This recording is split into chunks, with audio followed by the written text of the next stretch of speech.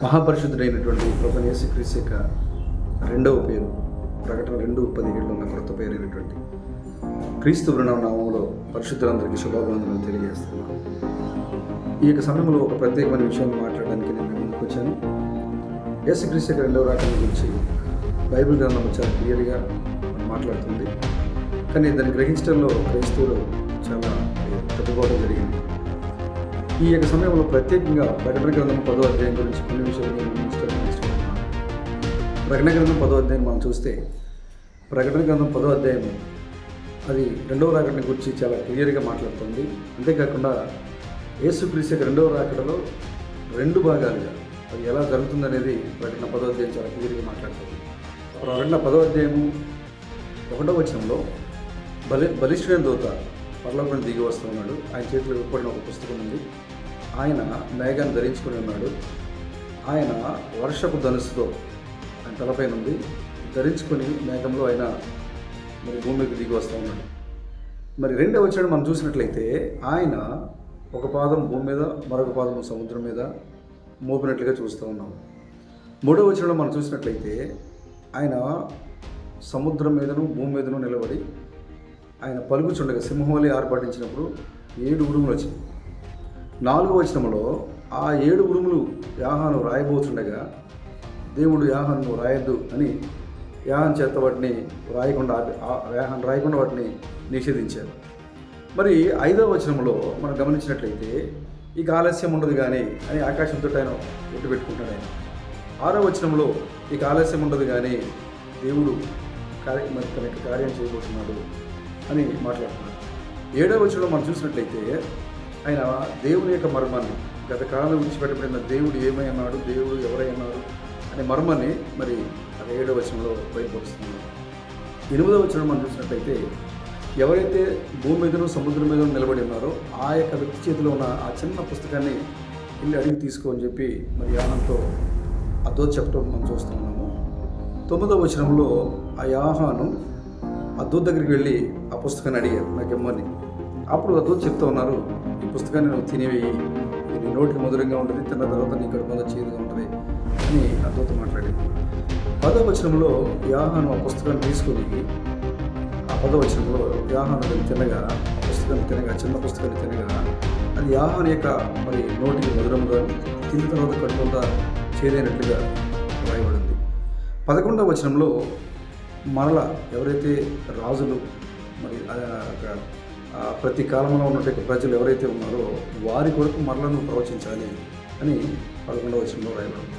10వ అధ్యాయంలో మనం చూసినప్పుడు ఇక్కడ చాలా క్లియర్గా దేవుని యొక్క మొదటి రాకడ దేవుని యొక్క రెండవ రాకడ గురించి ఎదురు చూసే వాళ్ళకి ఇందుకు చాలా గొప్ప విషయాలు ఉన్నాయి.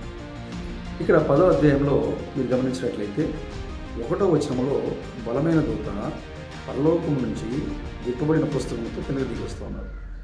ఆ పుస్తకము ప్రకటన 5వ అధ్యాయంలో మూయబడింది. ప్రకటన 10వ అధ్యాయంకి వచ్చేసరికి తెరవబడింది.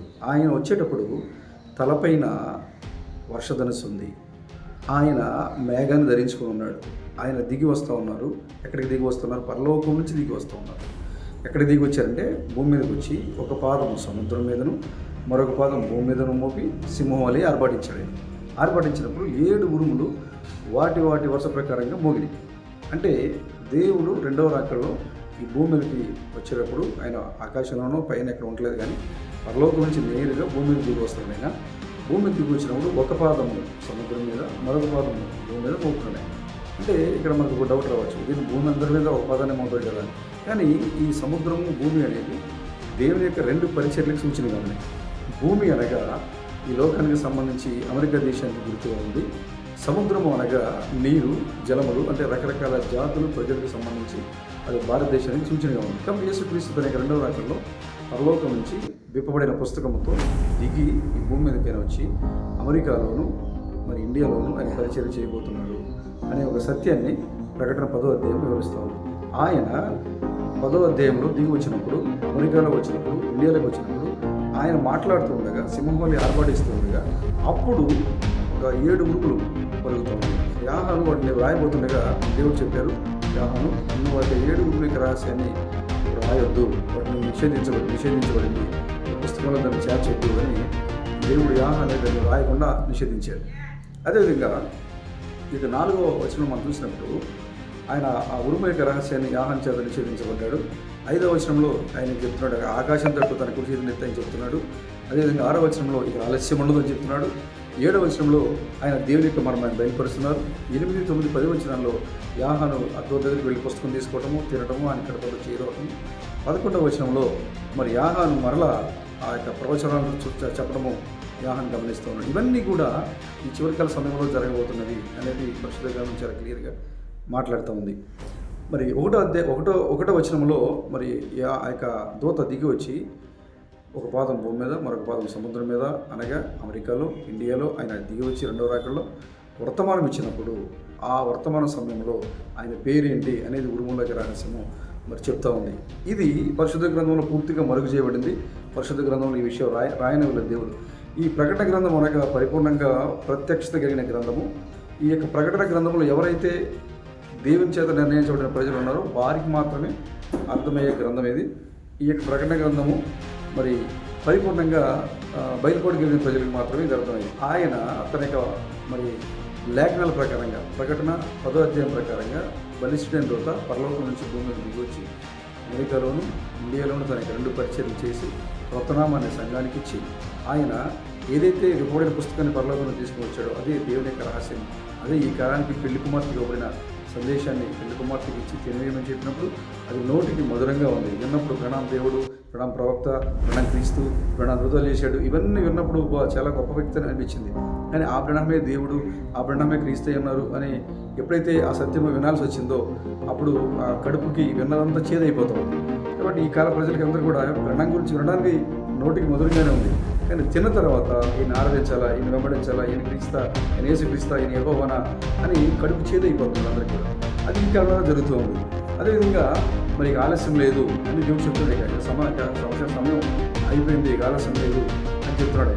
కాబట్టి ఇప్పుడు మనం ఏదైతే నమ్ముతున్నామో, ఏదైతే మనము ఈ సత్యాన్ని వెంబడిస్తూ ఉన్నామో ఈ సత్యమే మరి 6వ పరిమాణంలో ఉన్న పరిస్థితులకి మరలా వెళ్ళి ఇప్పుడు దేవుడు యేసు అనే పేర్లో లేడు, ప్రణాం అనే పేర్లో ఉన్నాడు అని మరలా అక్కడ ప్రవచనాలు మరి ప్రవచిస్తూ ఉంది. ఆ యొక్క యాహాను మరలా 6వ పరిమాణంలోకి వెళ్ళి ఆ యొక్క మరి వర్తమానాన్ని ప్రకటిస్తూ ఉన్నారు.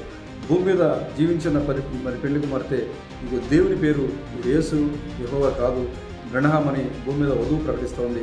6వ పరిమాణంలో చనిపోయిన పరిశుద్ధుల యొక్క ఆత్మలకు యాహాను వెళ్ళి మరలా ప్రవచిస్తారు. ఆ యొక్క 11వ వచనం చెప్పినట్లుగా మరలా ప్రవచింపనగత్యం అని చెప్పిన లేఖనము యాహాను వెళ్ళి ఆ పరిశుద్ధులకి మళ్ళీ మరి ప్రకటిస్తున్నప్పుడు దేవుడు యెహోవాగాను యేసుగాను లేడు, ఆయన బ్రహ్నంగా ఉన్నారు. ఇప్పుడు పరలోకం వెళ్ళాలంటే ప్రణామం నమ్మాలని 6వ పరిమాణంలో చనిపోయిన పరిశుద్ధులకి ప్రకటించబడుతోంది. భూమి మీద జీవించిన పరిశుద్ధులకి జీవించిన వధువు మరి ప్రకటిస్తూ ఉంది. ఈ విధంగా ప్రకటన 10వ అధ్యాయము యేసుక్రీస్తు యొక్క మరి 2వ రాకడని గురించి ఆయన వచ్చినప్పుడు ఆ 2వ రాకడలో 2 పరిచర్యలు ఉన్నాయి. ఒక పరిచర్య అమెరికాలో, మరొక పరిచర్య ఇండియాలో జరుగుతుంది.